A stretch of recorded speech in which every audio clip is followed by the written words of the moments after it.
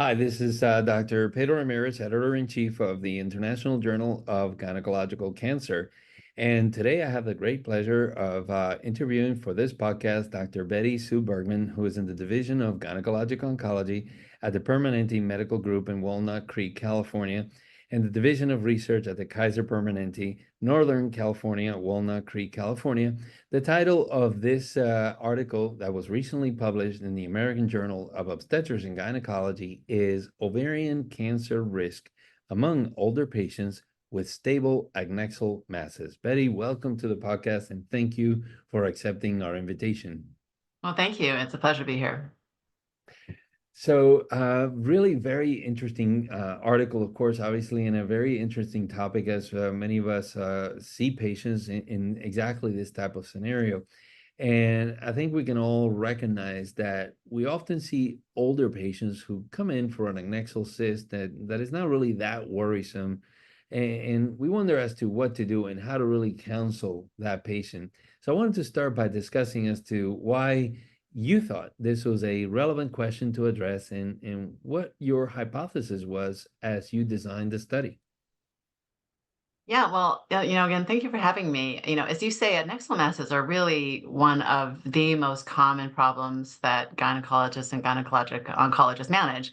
And given that, it's actually really surprising how little research and how few studies are out there that really try to define what the optimal management is for these abnormal adnexal mass findings on ultrasound.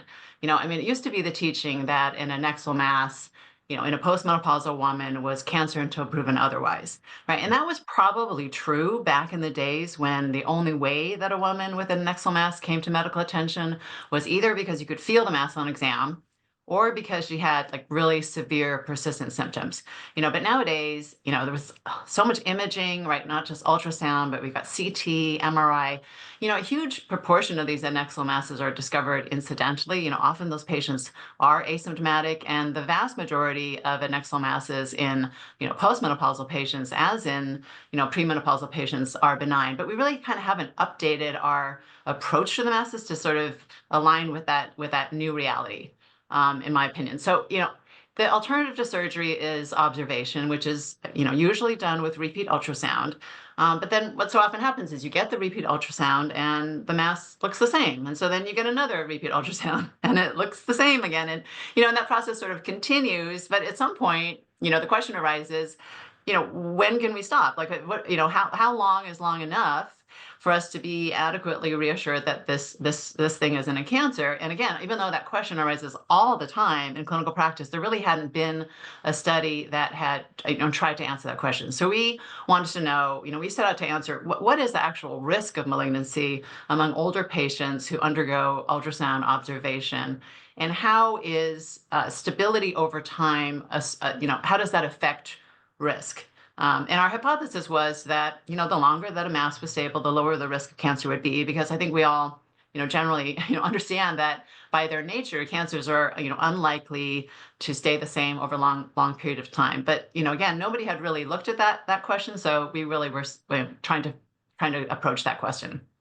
Yeah, and it's such a perfect setup for this discussion as you have so clearly outlined. And you're absolutely right. I mean, personally, when I saw this paper, I was like, finally, somebody has taken a look at this question and love to see what the findings were and the results were. But I wanted to ask you also because, obviously some might argue that, well, laparoscopy or robotic surgery really is associated with such a low risk of complications, then why not just have a definitive diagnosis and be done and proceed with surgery? So what are your thoughts on that argument? Well, it is obviously the case that, laparoscopic surgery, minimally invasive surgery, is associated with lower risks compared to open surgery. But, the risks associated with laparoscopic surgery are not insignificant. And, I think the best data on this really comes from ovarian cancer screening trials, because in those trials, they really, assessed complications from false screening results, meaning, basically surgeries for what turned out to be not cancer, benign lesions. They assess those in a very rigorous and sort of uncompromising way. And if you look at screening trials, the complication rates for benign adnexal surgery range from 4 to 15%. The most recent trial, the UK CTOX trial, The complication rate was a major complication rate was about 4%, and the two most common complications were, hemorrhage and injury to hollow viscus, which I think we can all assume means, bowel injury. And we've all had that case where, we thought it was going to be very straightforward, and then it went sideways. Or the case where, went perfectly fine from a technical standpoint, but then the patient went on to have some serious, medical complication. I was actually, as I was mentioning, I was listening to one of your recent podcasts, and there was on surgical complications. There was one on surgical complications where they made the point that, these complications can have a very lasting and negative impact, not only on the patients who suffer them, but also on the physicians involved. So I think the question that we really should be asking is, why is even one complication acceptable if the procedure was ultimately not necessary, right? Yeah. And so, if you look at, I think it's sometimes helpful just to think about the fact that if you look at ovarian cancer screening trials, right, when people have surgery and it turns out to be a benign ovarian neoplasm, right, turns out to be an endometrioma, a dermoid, cystadenofibroma, right, all those surgeries are considered harms, right? They're considered harms. They're not considered partial wins. They're not considered like indirect benefits of screening. They're just considered harms. And the reason why is because there is no benefit that has ever been demonstrated from removal of an asymptomatic benign ovarian neoplasm. But again, we do that all the time in clinical practice, and we don't seem to feel like we're doing harm, right? There seems to be this disconnect between what we acknowledge and recognize to be the case in these screening trials and then what we actually, do in clinical practice. So I feel like this is an area where we really need to be more rigorous and data-driven about balancing the risks and harms, and particularly in these patients, again, that have smaller, asymptomatic masses who are candidates for observation. Yeah, so much we can learn from your answer to this particular question, and certainly I encourage trainees and early career faculty to really go back and replay that answer, because I think that that's the perfect discussion to have with that patient that just says, well, let's just do the surgery and I'm sure it's going to be fine. So I'm really glad you articulated it as such. So now, and thank you also again for mentioning the recent podcast with Andreas Obermeyer and his team Right. on the impact of what is called the second victim, who is the surgeon who obviously deals with the impact of having those complications. Um, Mhm. so now I wanted to ask you about your study design for this study, the methodology. What were your inclusion criteria and your primary objective? Yeah, so the study was done at Kaiser Permanente, which is a large community-based healthcare system, has 4.5 million members, and it's a very racially diverse population. So in our study, it was almost half of the study subjects were of non-white race. Um, and what we did is we identified patients who were 50 and older who had an abnormal adnexal mass and pelvic ultrasound between 2016 and 2020, and who had also had a repeat ultrasound done at least 6 weeks after the initial ultrasound. So these were patients who at least initially had embarked on conservative management of their adnexal mass with repeat ultrasound. We excluded patients who had masses that were greater than 10 centimeters or associated with elevated CA-125 or other obvious evidence of malignancy. And the study, time frame of 2016 to 2020, that was determined because it was the time frame after which we had implemented a standardized ultrasound risk stratification system throughout Kaiser in terms of how we report masses on ultrasound, and also the time frame where we had mature tumor registry data. And so, so we took these patients who underwent ultrasound observation, we classified them based on how long their mass had been observed to be stable on ultrasound. We put them into 4 categories. So in terms of time after initial ultrasound that their mass was observed to be stable. So 6 to 12 weeks, 13 to 24 weeks, 25 to 52 weeks, and then 53 to 104 weeks.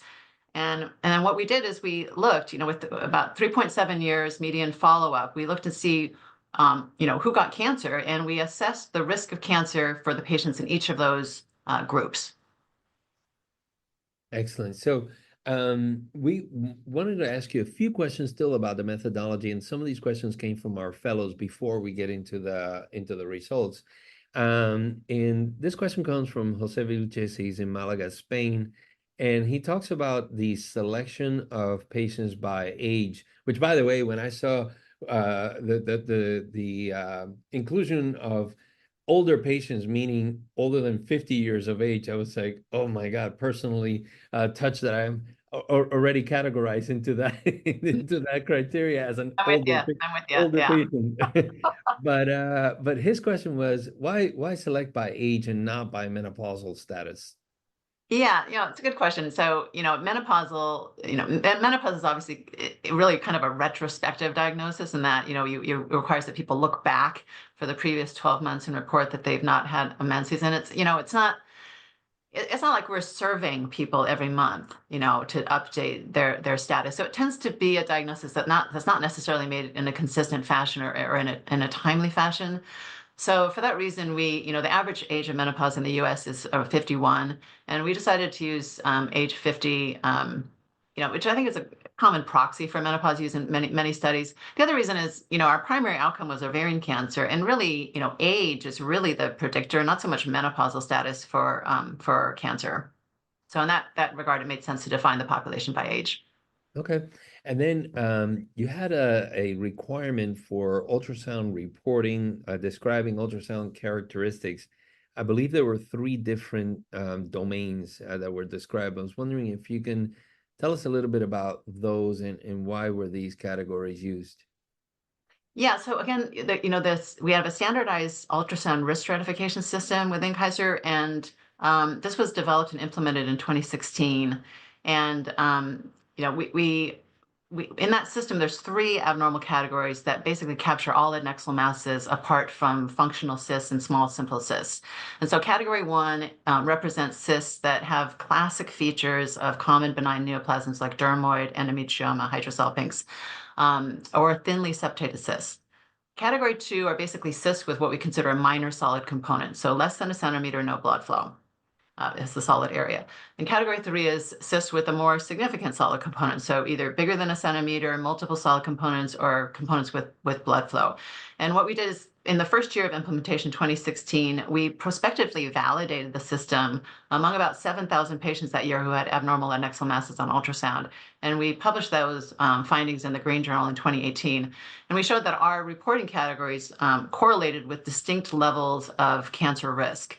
And so patients with category three had a higher risk than category two, which had a higher risk than category one. And that, importantly, that it did so in our very low risk, low disease prevalence population. And among those 7,000 patients with abnormal adnexal masses, the overall prevalence of cancer was only about 2%. So we knew that the system worked, in our hands, with our patients, in the hands of our radiologists. And so we used that system. It was actually really critical. I don't know how we would have done the study without having that system, because it provided an objective way to assess stability in terms of morphology from one ultrasound to another. And, if you don't have standardized assessment and reporting, I don't know how you would assess stability. I mean, you would end up relying on, words like stable Mhm. in reports, which, may or may not be used in a consistent way from one radiologist, to another. And so it was really the fact that we had the standardized system in place, and also that we are in Kaiser in a integrated system where all patient care is captured in a unified database that really kind of put us in a unique position to look at ultrasound stability over time as well as cancer outcomes. That's great. So now let's get to the results. 4,061 patients with stable masses. What are the highlights that you want to bring up about the study? Yeah, so overall, actually, among the patients over 50, who again met those criteria, not having a mass greater than 10 centimeters, not associated with C125, who had at least one follow-up, it was 4,750 patients. And among that overall group, there were 23 cancers. So the overall risk of cancer was 0.5%, or about 1 in 200. But when you looked at the patients whose masses were stable on that first follow-up, which was the 4,061, so about 85% of the group, their masses were found to be stable on that first follow-up, their risk of cancer was about half of that, so 0.27%, or about 1 in 369. And then what we found is that the longer the mass was observed to be stable, the lower the risk became. So for patients, who had a mass that was stable. Again, for 6 to 12 weeks, it was 1 in 369 risk. For patients whose masses were stable from 13 to 24 weeks, it was 1 in 410. For people whose masses were stable from 6 to 12 months, it was 1 in 583. And then among the patients whose masses were stable for more than 12 months, there was 1,142 patients, we saw no cancer cases in that group. Conversely, the patients whose masses were unstable on their first follow-up ultrasound, they had a risk of about 1.7%, 6 times higher than the patients whose masses were stable. Although, again, the vast majority of those patients, again, did not have cancer. Yeah. Really, really very interesting. So now we'll get to some of the questions from the fellows. First one is Roberta Masobrio from Italy. And she asked, the study included masses smaller than 10 centimeters without elevated CA-125s. The mean cyst diameter was 3.8 centimeters, with the smallest lesions measuring 0.2 centimeters. Why wasn't a minimum lesion size part of the inclusion criteria? Was this decision related to the age of the study population? Yeah, it's a good question. We really just wanted to put as few restrictions as possible. We wanted to assess the risk in that overall patients who are undergoing ultrasound observation for an adnexal mass. And even though the risk of malignancy for smaller masses is in general lower than it is for larger masses, there really isn't, in my opinion, there really isn't an agreed upon lower size threshold, which seems to exclude patients from concern. And so, there's also kind of this idea that if you were, if it is a cancer and you detect it when it's small, then maybe that you've conferred more of a benefit to those patients. So some people that may make people more inclined to actually follow up smaller lesions. I don't know, but we decided not to put restrictions on it for those reasons. Okay, very well. This question from Salt Lake City here in the US, Ali Strubar. She's asking, how does a category system utilized by radiologists in this study compare to the more commonly known ORADS score?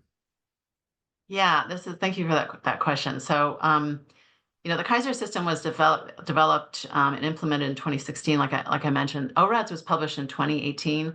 And if you look at the Kaiser system, you look at ORADS and you sort of boil ORADS down. And if you look at, the other systems like IOTA simple rules, there really are a lot of similarities, right? And the reason is because, the ultrasound characteristics that are the most associated with malignancy, it's not a secret, right? I mean, it's not rocket science, I mean, so sometimes I find it actually helpful when I'm talking to patients to explain to them that ovarian cancer is a solid tumor. Okay, like ovarian cancer is solid. It's not liquid. It's not a liquid cancer. So if you have a simple cyst, I don't, even if it's 15 centimeters, which is basically like a water balloon, there's nothing solid in it.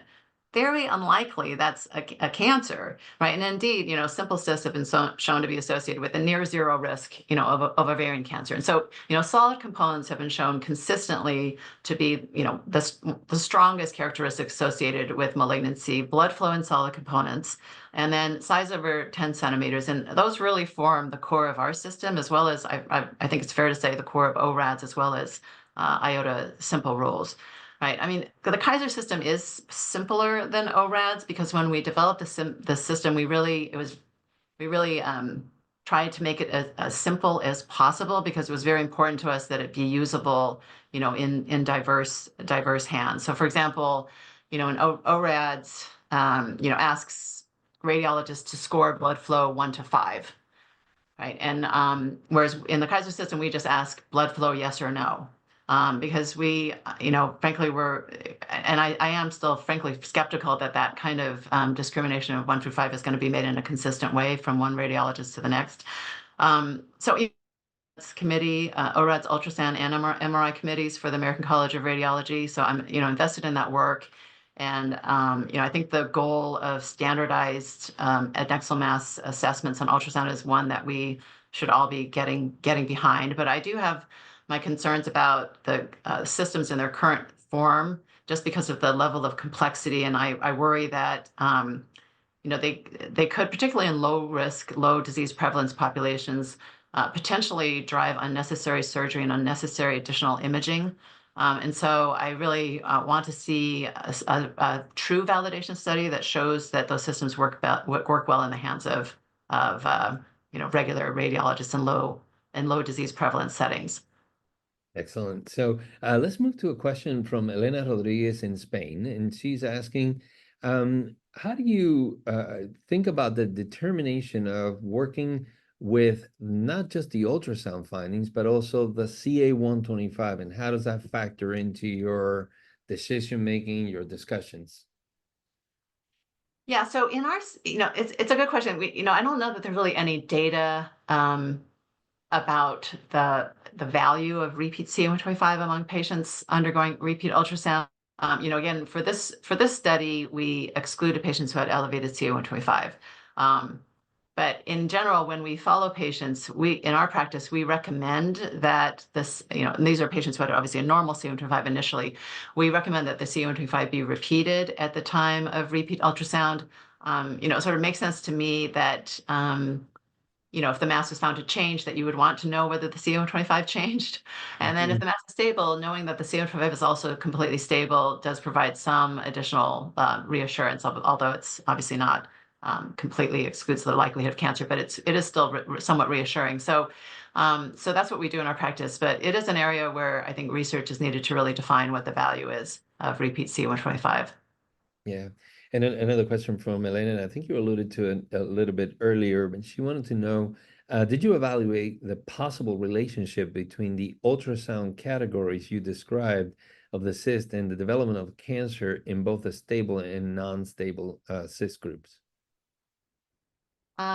Yeah, so I think I think what this question is getting at is were the category scores predictive of risk? And to really answer that question, you really have to look at the entire group of patients with abnormal adnexal masses, which is what we did in our validation study, where we showed again that category 3 was associated with higher risk than category 2, which was higher than category 1. For this study, I mean, this is a population that's been selected from a variety of factors to undergo ultrasound observation, and the category was one of those factors, right? So in some ways, the category is used to select these patients. So patients with category 3 masses were less likely to be in this group because they were less likely to be offered ultrasound observation, and less likely to accept it. So you can't really look at the association of category and cancer in this group because the category is already used to select the group, if that makes sense. Yeah. But I will say that among the 4,750 patients who we included, category, about 70% of them had category 1 masses. So the vast majority of them did have masses that were very likely benign on ultrasound. About 25% of them had category 2 masses, and about 5% of them had category 3 masses. But when you look at the cancers that were detected, category 3 represented about a third of the cancers. So it was overrepresented. But again, you can't really look at categories specifically within this group because it was used for selection. Very well. This question from Susana Del Frate, and I think she's getting at the operator-dependent diagnostic tool. In other words, the person performing the ultrasound and the standardization in terms of achieving consistent results. How do we go about that evaluation?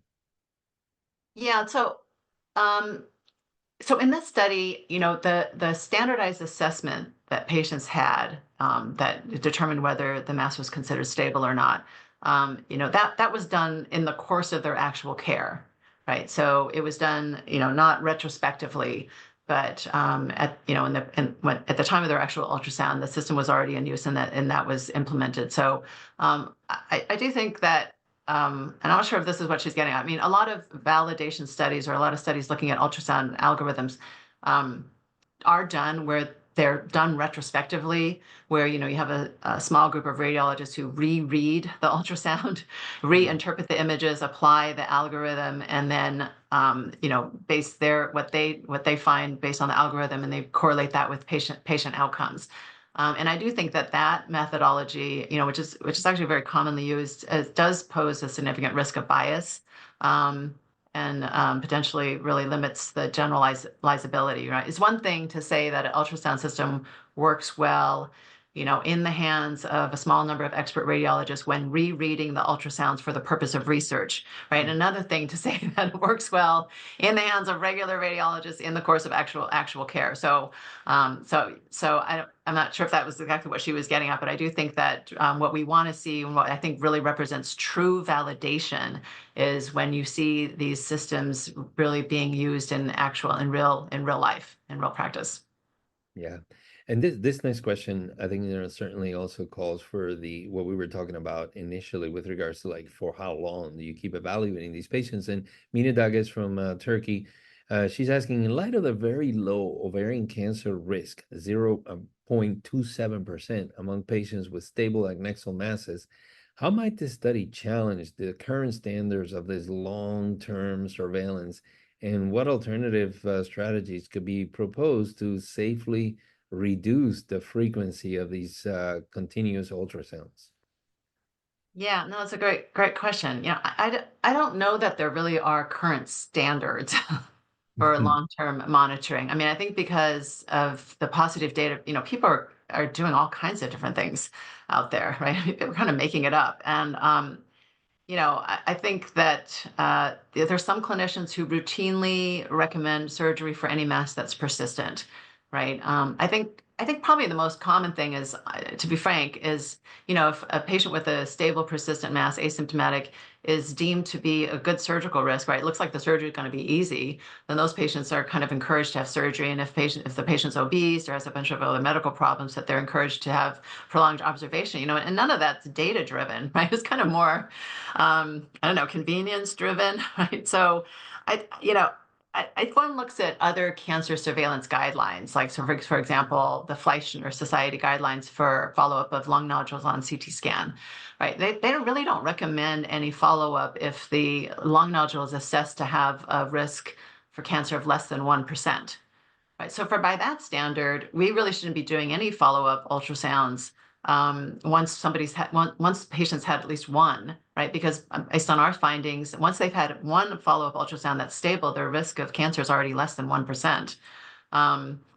So, in the Kaiser system, what we've done on the basis of these findings is that we now recommend that if patients are asymptomatic and their mass has been observed to be stable on ultrasound for more than a year, that those patients then be managed expectantly, meaning that we only get follow-up imaging if there's some clinical change, right? Because really have to ask yourself, what is it you think you're accomplishing? What benefit is it you think you're going to derive, from that?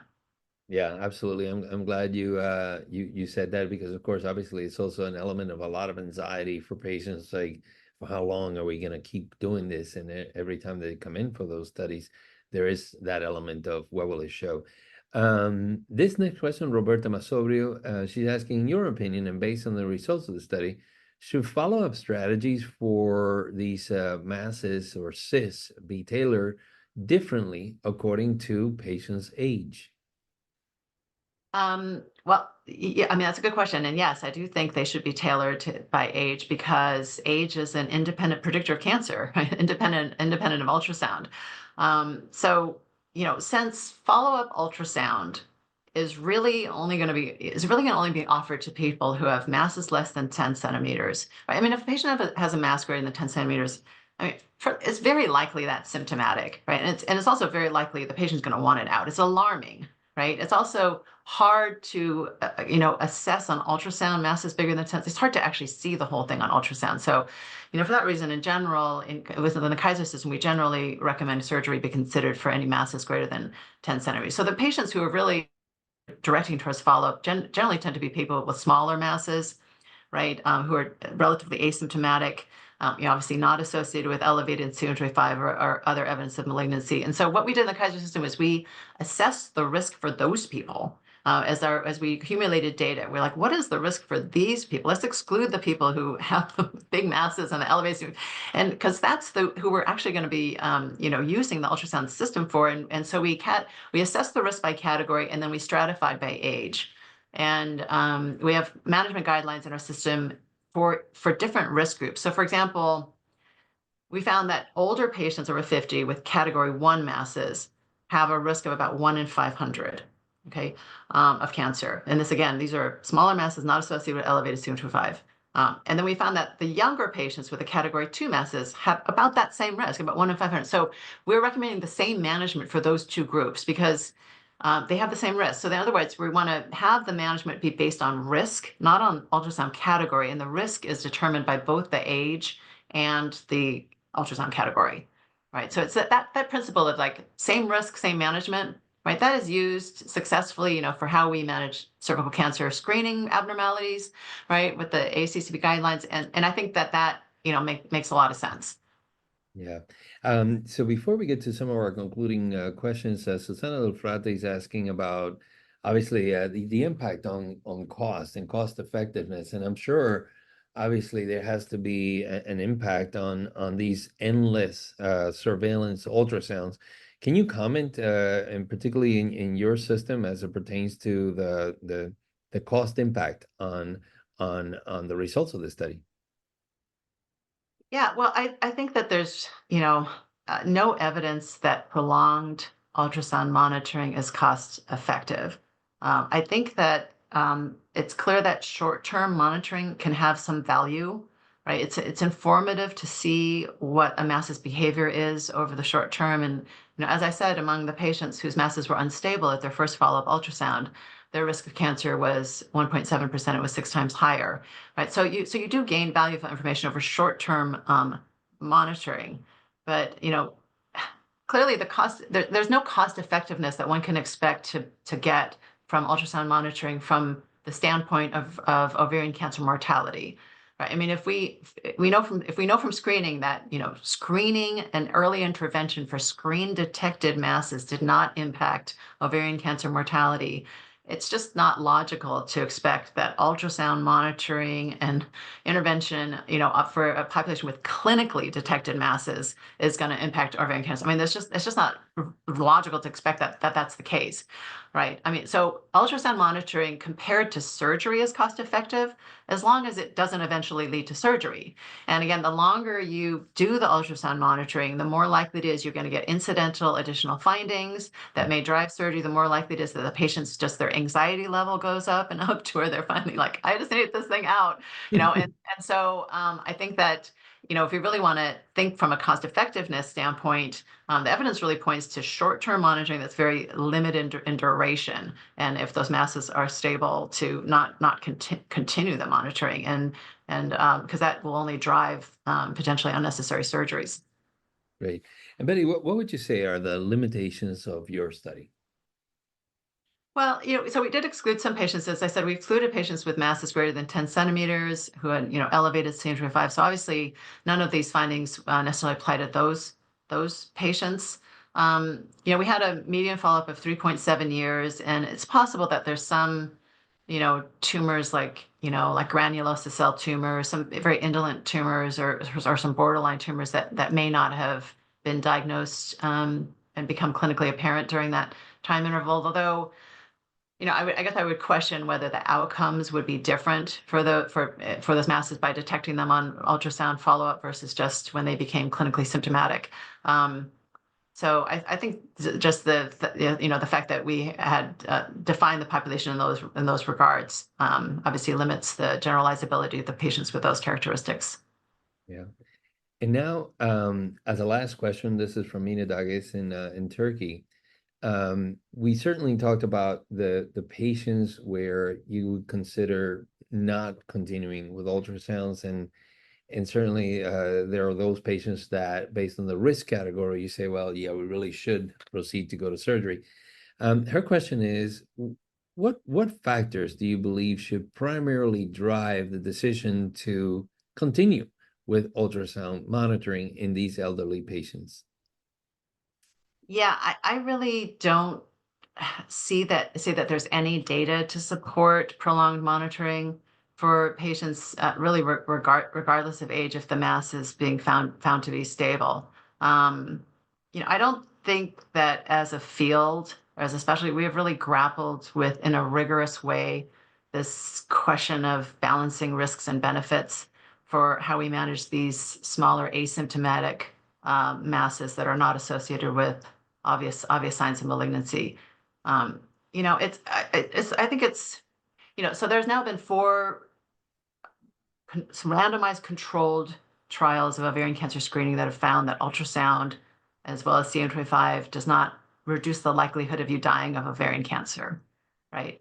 And I think it's sort of interesting to just think, what would we do if there were 4 large randomized trials showing that mammograms did not reduce the likelihood of dying of breast cancer, right? That all you got from mammograms is you got a bunch of unnecessary lumpectomies and mastectomies, right?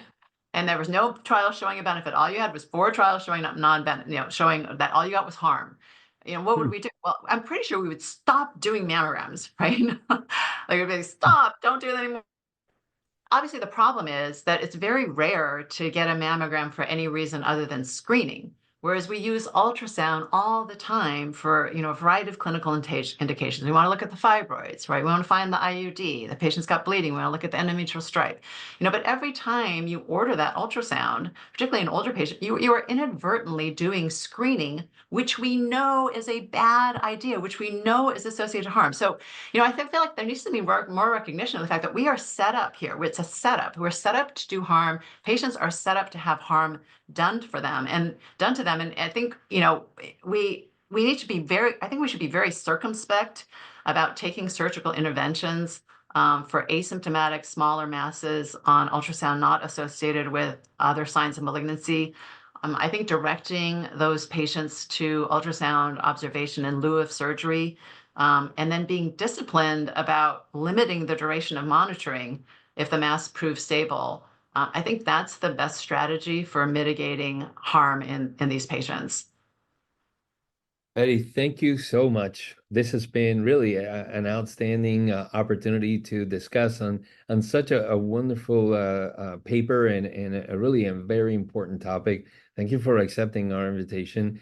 And congratulations to you and your co-authors for completing this work and publishing it. Really, it's been a pleasure. Thank you for your contribution. Well, it's been my pleasure. Thank you for having me.